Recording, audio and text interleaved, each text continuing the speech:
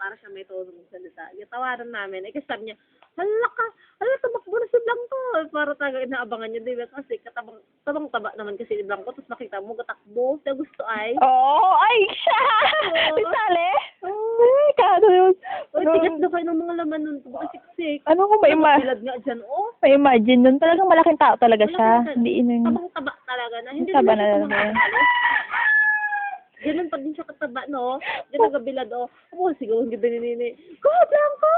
Talaga kami. Kasi mataba. Ayun, mataba nga. Puno ko, hindi ko ma-imagine. Kaya ngayon nga, ang katawanan kami, sigawan niya talaga. Ito kasi si IC Defense Blanco, dito hindi siya pumasok. Nakaraan siya pumasok yan. Ay, player din daw yung NR. College? Ha? Nag-aaral din pala siya. Pero hindi siya pumasok. Kasi nga, nagbulag yun. Kaya ngayon niya sigawan ni Nini, Blanco, go, Blanco! Marin daw marin. Damit niya pa marin. Kasyawan kami na Nini, akasya ni Nini, akasya ni Nini. Oo, tragis na. Gusto ko mga ganun. Sana kapag susunod na nandito pa ako. Lalo na pag mayroong kagapili. Yun sa naman, taga-Cambarwang, taga-Sitio Bore, mga taga doon pa banda, nagpag-PDK yun.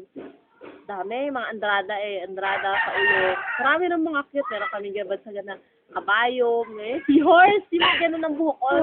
Nasa ulong yun pero bata pa siya, malaking bulas lang. Tura, sila magkakapatid, ilan sila. Pero hindi sila Ernesto na magkakapatid. Iba yun, ibang grupo, ibang pamilya siya. Magkapatid siya, tatang tatlo sila. Pero yung dalawa, parehong may tsura. Kasi yung isa ay mas bata yata, pero mas malaki yung isa.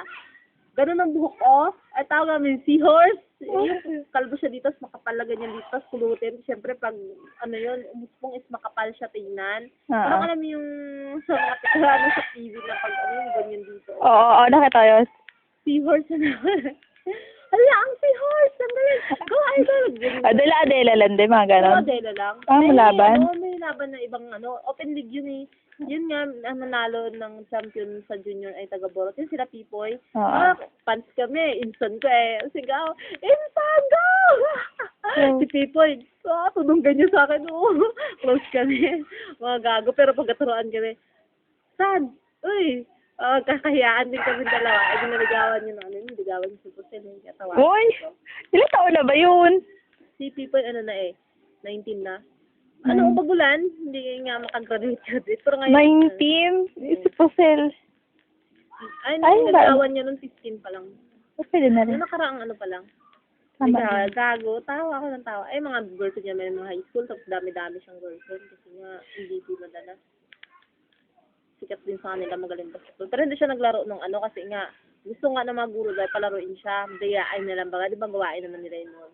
Ayaw niya daw. Kasi overage naman daw talaga siya.